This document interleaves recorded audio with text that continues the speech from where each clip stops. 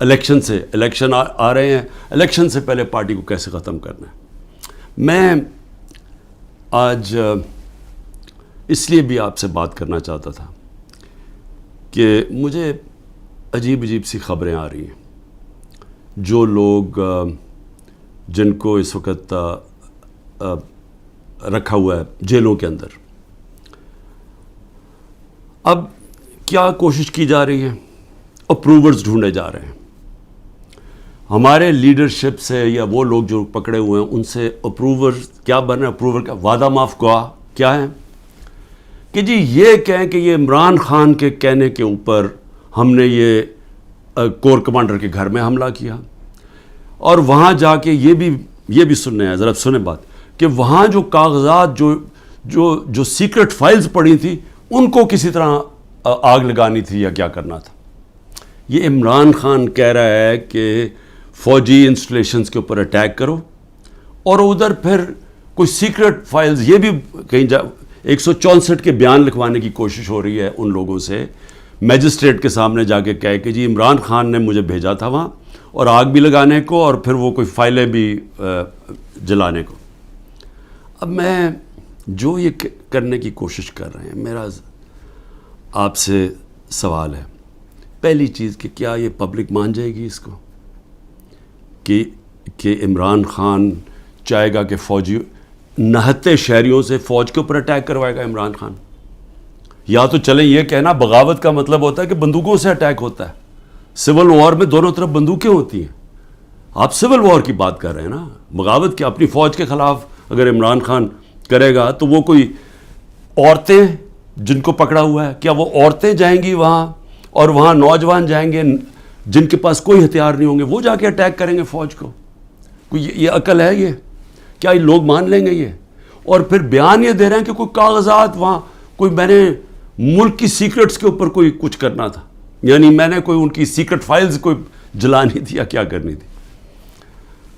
عمران خان کا جینا مرنا پاکستان میں، اس کی کوئی باہر نہ پراپرٹیز ہے، نہ پیسہ ہے، نہ بینک اکاؤنٹس ہیں. کیا وہ جس ملک کے اندر جینا مرنا چاہے گا، وہ چاہے گا کہ اس ملک کی فوج تباہ ہو جائے؟ اور جب کہ اس کو پتہ ہے کہ ساتھ والا جو ہمارا ہمسایہ ہے اس کے اندر جو RSS کی آئیڈیالوجی ہے، جو ان کا نظریہ ہے، وہ پاکستان کو تسلیم ہی نہیں کرتے. وہ جو مسلمانوں پہ ظلم کر رہے ہیں وہاں ہندوستان میں، تو ان کی تو پوری آئیڈیالوجی ہے اس چیز پہ. وہ تو پیچھے دیکھتے ہیں کہ جب سے مسلمان آئے ہماری ہندوستان کی تباہی ہوئی ہے. وہ تو ہمیں سارا ذمہ دار، ہر بری چیز کا ذمہ دار وہ مسلمانوں کو اور پھر پاکستانیوں کو ٹھہراتے ہیں. تو کیا عمران خان جو ایک آزاد انسان ہے وہ چاہے گا کہ اپنی فوج کمزور ہو جائے؟ اور فوج کمزور ہونے کا مطلب کہ ملک پھر ٹوٹ جائے، کیونکہ اتنا بڑا جو ہمارا ہمسایہ جو مضبوط ہوتا جا رہا ہے، تو ان کے تو آپ تھنک ٹینکس میں دیکھیں، ان کے تو تھنک ٹینک کہتے ہیں کہ پاکستان کو 3 حصے میں کر دو. پہلے تو یہ جو 164 کا بیان ہے، یہ اگر لکھوا بھی لیں گے لوگوں سے، کیا یہ قوم مان جائے گی؟ کیا 9 مئی کا قوم مان گئی ہے کہ یہ عمران خان نے ساری سازش کی تھی؟ یعنی اپنے اوپر یہ حملہ کروایا پہلے کمانڈو سے، اور اپنے آپ کو پھر اس نے جیل میں ڈلوایا، اور پھر وہ سارا پلان کے تحت اس نے فوج کے اوپر حملہ کروا دی. کیا یہ قوم مان گئی ہے؟ یہ جو سازش ہے، بغاوت ہے، یہ قوم مان گئی ہے کہ عمران خان بہت بڑا غدار ہے؟ اور اگر آپ نے چیک کرنا ہے تو اوپینین پولز دیکھ لیں، سرویز اٹھا کے دیکھ لیں، کوئی سروے اٹھا کے دیکھ لیں، دکانوں میں نکل جائیں، بازاروں میں پوچھیں کہ کیا یہ واقعی عمران خان نے بغاوت کی تھی؟ اور میں آپ کو اس لیے یہ کہہ رہا ہوں کہ دیکھیں، جو پبلک اوپینین ہے وہ اس طرح کنٹرول نہیں ہو سکتا. آپ پروپیگنڈا سے پبلک اوپینین کو نہیں کنٹرول کر سکتے کہ یہ اگر 164 کا بیان آ بھی جائے گا، عمران خان کو جیل میں بھی ڈال دیں گے، سزا بھی دلوا دیں، اس کو سالوں میں جیل میں رکھ لیں، کیا قوم مان جائے گی اس کو؟ کیا دنیا مان جائے گی؟ کیا جو بیرون ملک پاکستانی ہمارا سب سے بڑا اثاثہ بیٹھا ہوا ہے، 1 کروڑ پاکستانی باہر بیٹھا ہوا ہے، جن کی دولت سارے 25 کروڑ پاکستانیوں سے زیادہ ہے، اور وہی پھر سے میں کہتا ہوں، جب انشاءاللہ اس ملک کو ہم اٹھائیں گے ایک دن، تو وہ ان کی انویسٹمنٹ آئے گی جو بچائے گی شروع میں پاکستان کو، اور پھر دنیا سے انویسٹمنٹ آئے گی. تو میں ایک تو یہ کہنا چاہتا تھا کہ یہ اور کئی لوگوں کے اوپر تشدد کیا گیا ہے، بری طرح تشدد کیا گیا. اور صرف یہ بیان دلوانے کے لیے. اس کے علاوہ جو ہمارے سینئر لوگوں کو رکھا ہوا ہے جیلوں کے اندر ابھی تک, ان سے صرف وہ کہ جی بس بیٹھ کے کہہ دے کہ میں تحریک انصاف چھوڑ رہا ہوں. پھر ایک اور سازش چل رہی ہے. وہ کیا ہے؟ سازش یہ ہے جی کہ ہمارے اندر لوگ چھوڑے ہوئے ہیں ہماری اپنی پارٹی کے, اور وہ جو جن کو انہوں نے توڑ لیا, جن کو انہوں نے کہلوا دیا کہ جی اب تو عمران خان کے اوپر کانٹا ڈال گیا, اس نے تو آنا نہیں ہے, تو وہی لوگ جا کے ہمارے لوگوں کو, جو ہمارے ٹکٹ ہولڈرز ہیں پنجاب میں یا جو ہمارے ایکس ایم پیز ہیں, ان کو جا کے کہہ رہے ہیں کہ جی اب عمران خان نے تو آنا نہیں ہے. اس کے اوپر تو فیصلہ ہو گیا کہ اس کے اوپر تو ہم نے کانٹا ڈال دیا, تو اس نے آنا نہیں ہے, پارٹی بھی ختم ہو جائے گی اب. تو اس لیے بہتر یہ ہے کہ آپ ایک اور کسی, یا یہ جو پی ڈی ایم کی پارٹیز میں چلے جائیں یا جو بھی ہم نے نئی کوئی پارٹی بنائی اس کے ساتھ چلے جائیں. یہ ایک پروپیگنڈا چل رہا ہے ہمارے لوگوں کو. لیکن میں آج سوال پوچھتا ہوں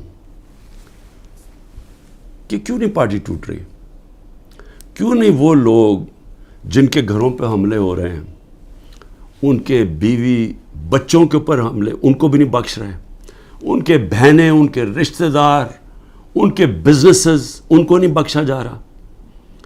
وہ ہو رہا ہے پاکستان میں جو میں کبھی بھی نہیں سوچتا تھا کہ ہماری ملک میں ہو سکتا ہے. نہ کوئی ہماری روایتوں کی کوئی فکر کرتا ہے, نہ جو ہمارا دین, جو نبی صلی اللہ علیہ وسلم کی سنت تھی, حکم دیتے تھے کہ جنگ پہ جاؤ تو عورتیں بچے بوڑھوں کو, آپ نے دشمنوں کے عورتیں بچے بوڑھوں کو ہاتھ نہیں لگانا.